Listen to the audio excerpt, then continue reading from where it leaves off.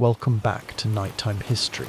Today we will be exploring the daily rhythms and routines of medieval peasant households, examining the ordinary tasks and responsibilities that filled their days from dawn until dusk. Thank you for joining us tonight. Sit back and relax as we dive deep into the material realities of rural life during the Middle Ages, uncovering the patterns of work, the structure of family obligations, and the seasonal cycles that governed existence for the vast majority of people living between the 11th and 15th centuries across Europe. The medieval peasant household typically began its day before sunrise, particularly during the growing season, when daylight hours determined the amount of work that could be accomplished. In most regions, the crowing of roosters served as a natural alarm, though the internal rhythms of agricultural life meant that many adults woke without need for external prompting. The darkness of early morning presented challenges, as artificial lighting remained expensive and carefully rationed. Rushlights, created by dipping dried rushes in animal fat, provided minimal illumination and were reserved for essential tasks. Candles made from tallow or beeswax represented a significant expense that most peasant families could not justify for everyday use. Upon waking, household members would rise from their sleeping arrangements, which varied considerably based on regional customs and economic circumstances. In many areas, the entire family slept in a single room, often sharing sleeping platforms or mattresses stuffed with straw, hay, or dried leaves. Wealthier peasant households might possess wooden bed frames, while poorer families slept directly on the floor atop woven mats or piles of straw. Blankets typically consisted of rough woolen textiles, sometimes supplemented with animal skins during winter months. Privacy remained largely unknown in these cramped living spaces, with multiple generations often occupying the same dwelling. The first task of the morning usually involved rekindling the fire in the central hearth. In many households, embers from the previous evening were carefully banked with ash to preserve them through the night, as starting a new fire from scratch required significant effort using flint and steel or a fire drill. The responsibility for fire management often fell to the senior woman of the household, or to adolescent daughters who had been trained in this essential skill. Once flames were coaxed back to life, the hearth became the center of morning activity, providing warmth, light, and the means to prepare the day's first meal. Morning ablutions in peasant households were minimal by modern standards. Water for washing was typically cold and used sparingly, particularly during winter months or in regions where water sources were distant from the dwelling. Most people would splash their faces and hands using water from a communal basin, though full body washing occurred infrequently, perhaps once a week at most, and often in conjunction with bathhouses in larger villages, or simply using a wooden tub when available. The concept of daily bathing would have seemed wasteful and impractical, given the labour required to heat sufficient water and the constant demands of agricultural work that would immediately render such efforts futile. The morning meal in peasant households was usually simple and quick to prepare. In many regions, this consisted of bread, often several days old, accompanied by ale or weak beer, as water quality could not be trusted in many areas. Pottage, a thick porridge made from grains, peas, or beans, might be warmed over the fire if any remained from the previous evening. Cheese, when available, provided additional sustenance, though fresh dairy products spoiled quickly without refrigeration. The composition of this meal varied seasonally, with more variety during harvest time and considerably less during the lean months of late winter and early spring, often called the hungry gap when stored provisions ran low. After this initial meal, the division of labour within the household became apparent, with tasks allocated according to age, gender, and physical capability. Adult men typically headed to the fields, where the demands of agricultural work varied dramatically across the seasons. During ploughing season, men would work with draft animals, guiding oxen or horses through heavy soil to prepare it for planting. This represented backbreaking labour that began shortly after dawn and continued until the failing light made further work impossible. The medieval plough, whether a simple scratch plough in Mediterranean regions or the heavier mouldboard plough in Northern Europe, required skill to operate effectively and strength to manage the animals pulling it. Women's work in medieval peasant households was equally demanding, though it centred more on the domestic space and the area immediately surrounding the dwelling. One of the primary responsibilities involved food preparation, which consumed many hours each day. Grain needed to be ground into flour using hand mills or querns, a tedious process that required significant physical effort. Bread making was a regular activity, though the frequency varied by household. Some families baked large quantities once or twice a week, while others prepared flatbreads daily. The quality of bread depended entirely on what grains were available, with wheat producing the finest loaves, barley and rye creating coarser versions, and oat bread serving as the least desirable option. The preparation of pottage required constant attention throughout the day. This staple dish simmered slowly over the hearth, with ingredients added as they became available. A base of water or broth would be thickened with grains, then enriched with whatever vegetables, legumes, or occasionally small amounts of meat could be spared.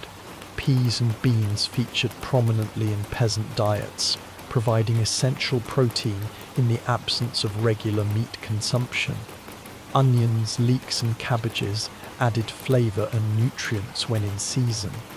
The contents of the pot were rarely wasted, with new ingredients simply added to what remained, creating a continuously evolving meal that might be kept going for days. Tending to animals represented another crucial aspect of daily household routine. Most peasant families kept chickens, which provided eggs and occasional meat. These birds typically roamed freely during the day, foraging for insects and seeds around the dwelling and in fallow fields, then returned to simple co-ops at night for protection from foxes and other predators. Collecting eggs was usually a task assigned to children, who would check nesting areas each morning. Families with more resources might also keep a pig, which could forage in woods and consume household scraps, transforming waste into valuable protein. The slaughter of a pig was a significant annual event, with the meat carefully preserved through salting or smoking to last through winter months. In regions where peasants held rights to keep larger livestock, cows or sheep required daily attention. Milking cows was typically women's work, performed twice daily in a rhythmic routine. The milk was processed immediately as it would sour quickly in warm weather. Butter churning represented hours of repetitive labour, requiring constant agitation of cream until fat globules separated from buttermilk. Cheese making allowed for longer preservation of dairy products, though the techniques varied regionally and required specific knowledge passed down through generations. Sheep provided wool, which needed to be shorn annually, creating another burst of intensive labour during shearing season. Water collection was a daily necessity that often required significant effort. Fortunate households lived near wells, springs or streams, but many had to walk considerable distances to obtain water for drinking, cooking and washing. This task typically fell to women and children, who would carry water in wooden buckets, ceramic jugs or leather containers. The weight of full water vessels meant that multiple trips were required to meet household needs. In dry regions or during summer months, water conservation was practiced carefully, with washing water often reused for multiple purposes before being discarded. Textile production consumed enormous amounts of time in medieval peasant households, as nearly all clothing and household fabrics were produced through hand labour. Women and girls spent countless hours spinning thread from wool or flax, a task that could be performed while supervising children or walking between locations. The spindle and distaff were constant companions, and the rhythmic motion of spinning became second nature. The quantity of thread required for even a single garment was substantial, with estimates suggesting that spinning thread for one shirt might require 40 to 60 hours of work. Weaving, while less universally practiced than spinning, still occurred in many households, particularly in regions with strong textile traditions.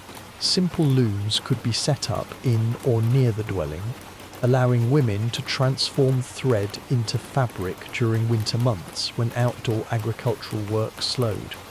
The resulting cloth was typically coarse and undyed, suitable for basic tunics, shifts, and cloaks that formed the bulk of peasant wardrobes. Finer fabrics were purchased from specialised weavers or obtained at markets, representing significant expenditures that most families could rarely afford. The maintenance and repair of clothing represented an ongoing task, as the physical nature of agricultural work meant that garments wore out quickly. Mending was performed regularly, with patches sewn over holes and worn areas reinforced with additional stitching. Nothing was wasted, and when a garment became too damaged to repair, the fabric would be repurposed as patches for other items, cut into strips for various uses, or eventually reduced to rags. Children's clothing was typically handed down through multiple siblings, with adjustments made as needed to accommodate different sizes. Let's stop here for just a moment. If you're enjoying this journey through medieval peasant life, we invite you to join our community of nighttime travellers by subscribing and turning on notifications to support our channel. Please take a moment to like this video to help others discover our content, and let us know in the comments where you're settling in to sleep tonight and what time it is in your part of the world. We love hearing from listeners around the globe as we explore history together. Now, let's continue with our exploration of the medieval peasant household. The cultivation of small gardens near the dwelling provided essential supplements to the basic diet of bread and pottage. These gardens, typically tended by women and children, produced vegetables, herbs, and sometimes fruit. Onions and leeks were planted in many regions as they grew reliably and added flavour to otherwise bland meals. Cabbages, when successfully grown, could be preserved through the winter months. Peas and beans were valued for their protein content and their ability to improve soil fertility through nitrogen fixation, though this scientific understanding came much later. Herbs served both culinary and medicinal purposes in the medieval household. Sage, thyme and parsley grew in many gardens, used to flavour food and to prepare remedies for common ailments. Garlic was widely cultivated and believed to possess protective properties against disease and evil spirits. Women accumulated knowledge about plant properties through oral tradition, learning from mothers and grandmothers which herbs could soothe stomach complaints, reduce fevers, or ease the pain of childbirth. This herbal knowledge represented a form of healthcare accessible to ordinary people who could not afford the services of trained physicians. The rhythm of fieldwork varied considerably across the agricultural calendar. During planting season, typically in spring, The focus was on getting seeds into the ground at the optimal time. This required preparing soil through ploughing, broadcasting seeds by hand in broad sweeping motions, and then covering them by dragging branches or simple harrows across the field. The success or failure of these plantings would determine whether the family ate well or went hungry in the coming year, creating immense pressure to complete the work properly and on time. Summer months brought different challenges and tasks. Weeding was essential to prevent unwanted plants from competing with crops for nutrients and water. This tedious work was often performed by women and children, who would move through fields methodically, pulling out thistles, nettles, and other invasive species.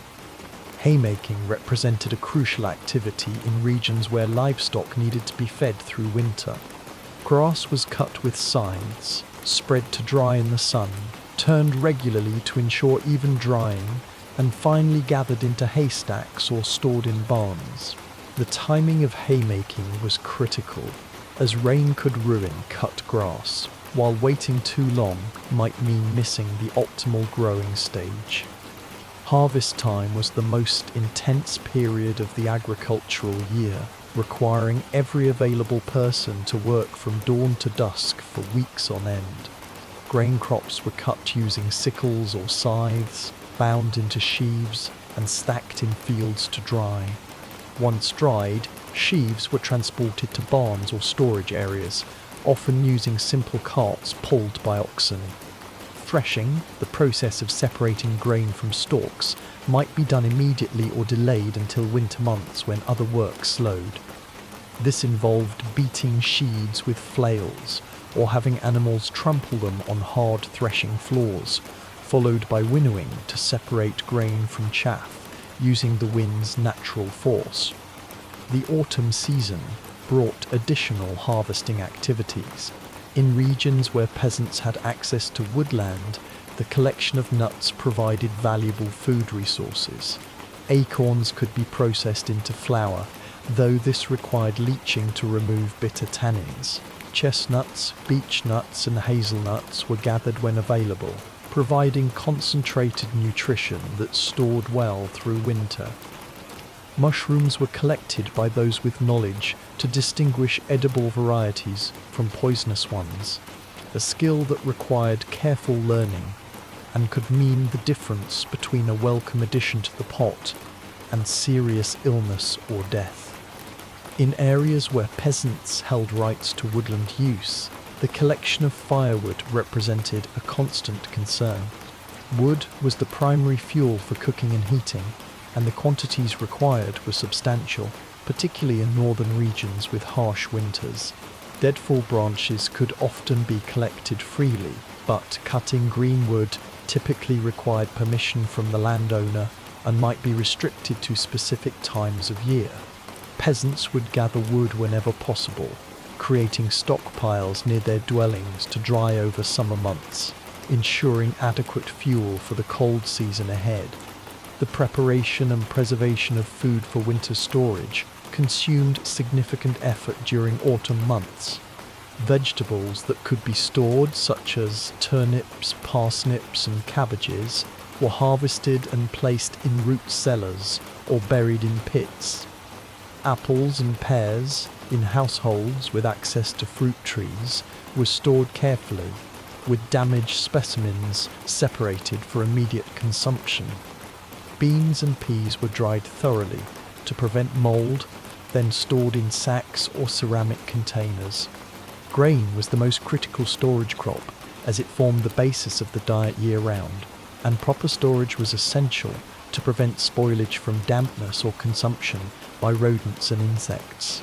Meat preservation techniques were employed when animals were slaughtered. Salting was the most common method, with meat cut into pieces and thoroughly coated or packed in salt, which drew out moisture and prevented bacterial growth. Smoking provided another preservation option, with meat hung in chimneys or special smokehouses, where wood smoke would gradually cure it. Sausages were made by stuffing chopped meat mixed with fat and seasonings into cleaned intestines, then smoking or drying them. These preserved meats added crucial protein and fat to winter diets, though they were consumed sparingly to make supplies last. The production of ale or beer was a regular household activity, typically falling to women who were known as brewsters. The process began with malting grain, usually barley, which was soaked in water, allowed to germinate, and then dried to halt the growth process. This malted grain was then ground and mixed with hot water to create a mash which converted starches to sugars. The liquid was strained off, boiled with herbs for flavouring since hops were not yet universal, and then allowed to ferment using wild yeasts or carefully preserved yeast from previous batches.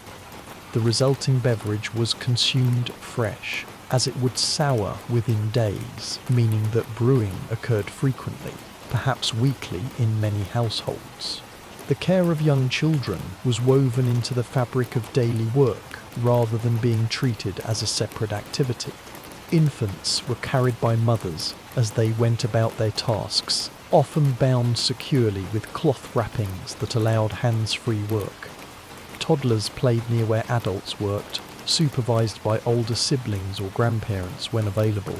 Children were gradually incorporated into productive labour from very young ages, with even 4 or 5-year-olds capable of shoeing birds from newly planted fields, collecting eggs, or helping to wind yarn. This early introduction to work was not viewed as exploitation, but as essential training for adult life. As children grew, their responsibilities expanded to match their increasing capabilities. Boys began accompanying their fathers to the fields, learning to guide plough animals, recognize different plants, and understand the rhythms of agricultural work. Girls spent more time with their mothers, learning to spin, cook, manage the hearth, and tend gardens.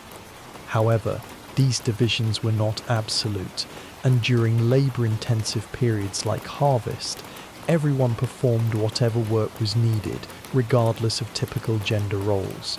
The goal was survival and productivity, not adherence to strict social categories. Education in the formal sense was virtually non-existent for peasant children. Literacy was rare and seen as unnecessary for agricultural work. Instead, children received practical education through observation and participation, learning the skills they would need as adults. Boys learned to repair tools, construct simple buildings, and manage animals. Girls mastered food preservation, textile production, and household management. Both genders learned about seasonal cycles, weather prediction, and the customary obligations owed to lords and the church. The structure of the medieval peasant dwelling itself reflected and shaped daily routines. Most houses were simple structures, often single-room buildings constructed from whatever materials were locally available. In forested regions, timber frames filled with wattle and daub, a mixture of woven sticks and mud, created walls that provided some insulation. In areas with limited wood, stone might be used for foundation walls, with upper portions of buildings still employing wattle and daub. Roofs were typically thatched with straw, reeds or heather, materials that required regular maintenance and replacement as they decayed. The floor of peasant dwellings was usually packed earth, sometimes covered with rushes or straw that could be replaced when they became too soiled. This flooring was practical in that it required no special materials or skills to create, but it also meant that the interior was damp, especially during rainy periods, and difficult to keep clean. Drainage could be problematic, and the floor level was sometimes lower than the surrounding ground, making flooding a concern during heavy storms. Windows in peasant houses were small or non-existent, as glass was far beyond the means of ordinary people. Openings might be covered with shutters that could be closed against wind and rain, but this meant choosing between light and protection from the elements. The lack of windows contributed to dark, smoky interiors, as smoke from the hearth often had only a simple hole in the roof through which to escape. The constant presence of smoke helped preserve the thatched roof by deterring insects and reducing rot. But it also meant that respiratory problems were common among those who spent their lives in these dwellings. Furniture in peasant homes was sparse and utilitarian. A table, if present, might be simply boards laid across trestles that could be disassembled when floor space was needed for other purposes. Benches or stools provided seating, though many activities were performed standing or squatting. Chests served as storage for the household's few valuable possessions, such as better clothing, important documents if any existed, and perhaps some savings in the form of coins or valuable objects. Shelves might be built into walls to hold cooking vessels and tools. The hearth was the true centre of the medieval peasant home, serving as heat source, light source, and cooking facility. Its importance cannot be overstated, as it literally kept the family alive through cold winters and made food preparation possible. The hearth was typically a simple circular or rectangular area on the floor, sometimes lined with stones, with a fire burning directly on this surface. Cooking was done by placing pots directly on the coals, suspending them from hooks, or setting them on trivets that raised them slightly above the flames. Cooking methods available to peasant households were limited but versatile within those constraints. Boiling in pots was the most common technique, used for pottage, cooking grains, and preparing vegetables. Baking bread required more specialized equipment, either a simple oven built into or near the hearth, or access to a communal village oven. Some foods could be roasted on spits or toasted over the fire. Frying was rare as it required fat that was too valuable to use in quantity for cooking. The simplicity of cooking methods did not prevent women from developing considerable skill in creating varied and nutritious meals from limited ingredients. The afternoon hours of a typical day continued the pattern of divided labour established in the morning, though specific tasks might shift. Men might return from the fields briefly for a midday meal, though during busy seasons they often ate food brought to them in the fields to avoid losing working time. Women continued their round of domestic tasks, which never seemed to end, as completing one simply revealed the next waiting to be done. The preparation of the main evening meal began in late afternoon, with ingredients assembled and cooking started so that food would be ready when the family gathered at day's end. Tasks related to maintaining the household's physical structures occurred regularly. Thatched roofs required periodic repair, with damaged sections replaced to prevent leaks.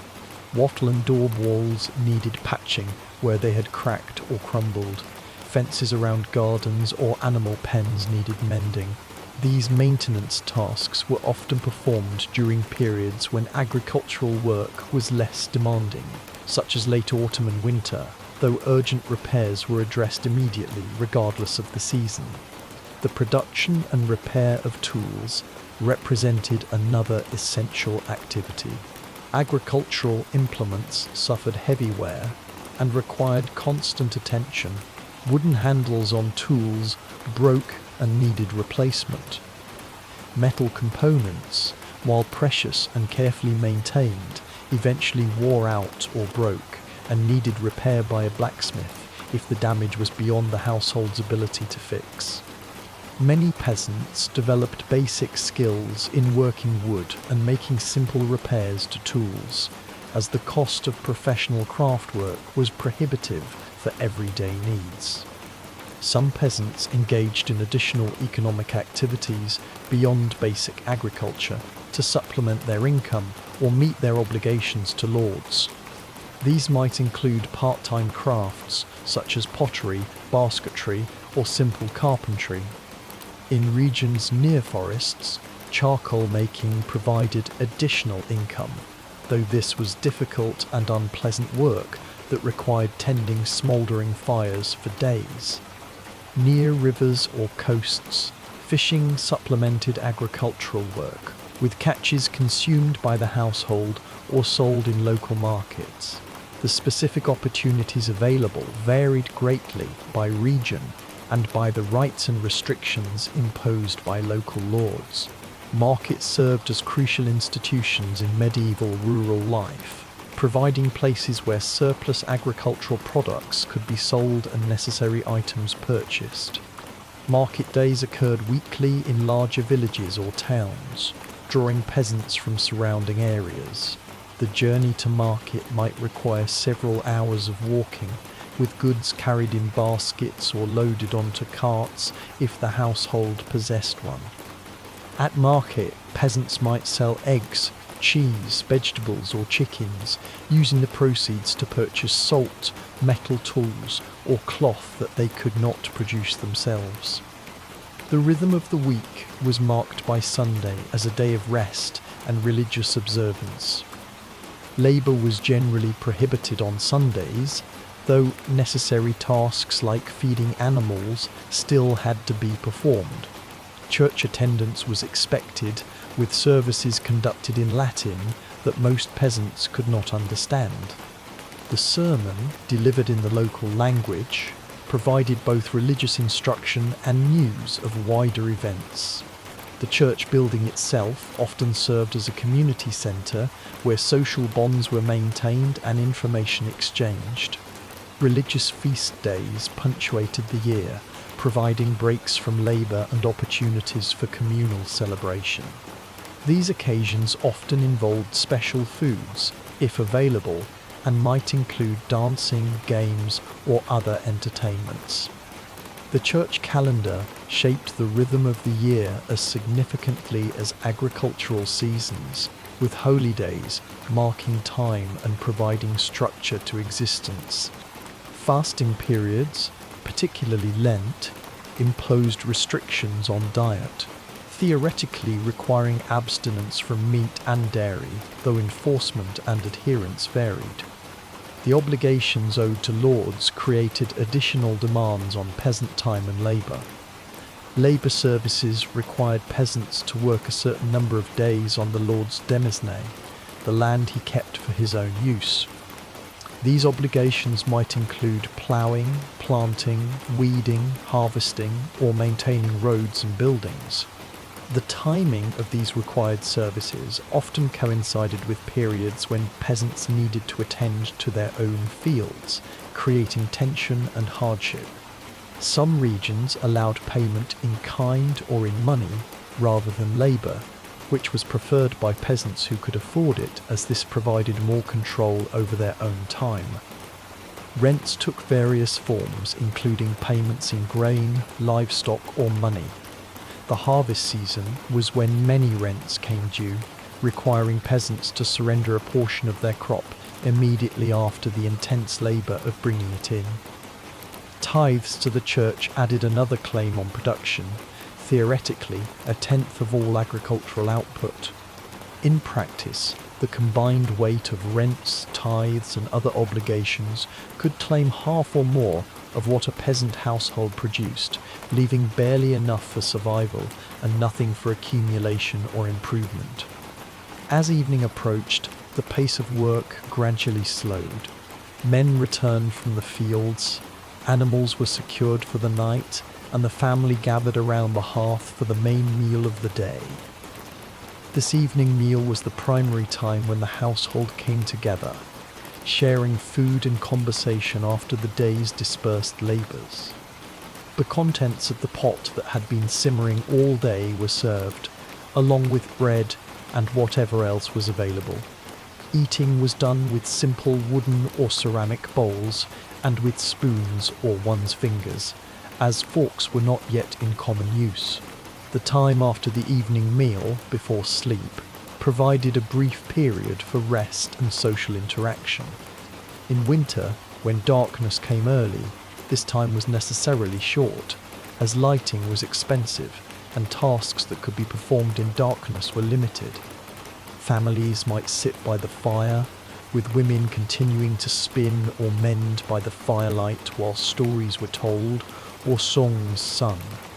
This oral culture transmitted knowledge, entertainment, and values from generation to generation, as formal literacy was absent and books were vanishingly rare in peasant households. Sleep came early by necessity, as the demands of agricultural work required rising with or before the sun. The process of banking the fire for the night was performed carefully, ensuring that embers would survive to make rekindling easier in the morning, while minimizing the risk of an uncontrolled fire during the night. The households settled into their sleeping places, with positions often determined by age and status within the family hierarchy. The sounds of the night were familiar: the crackling of the banked fire, the rustling of straw, the breathing of sleeping family members, and the occasional sounds of animals in their nearby pens. The cycle would begin again with the next dawn, in a pattern that varied in details but remained fundamentally consistent across seasons and years. The medieval peasant household existed in a world of repetitive labour, where survival depended on completing an endless series of tasks, each one necessary but rarely sufficient. Existence was precarious, with crop failures, disease, warfare, or weather events capable of destroying in days what had taken months or years to accumulate. Yet within these constraints, families maintained bonds, communities functioned, and life continued through generations, creating the foundation upon which medieval society rested. Thank you for joining us on this exploration of daily life in medieval peasant households. If you enjoyed our work and are still awake, check out our other medieval content, where we continue to examine the details of life in the Middle Ages. And if you've fallen asleep, please relax and enjoy the rain as you drift into peaceful rest. Good night.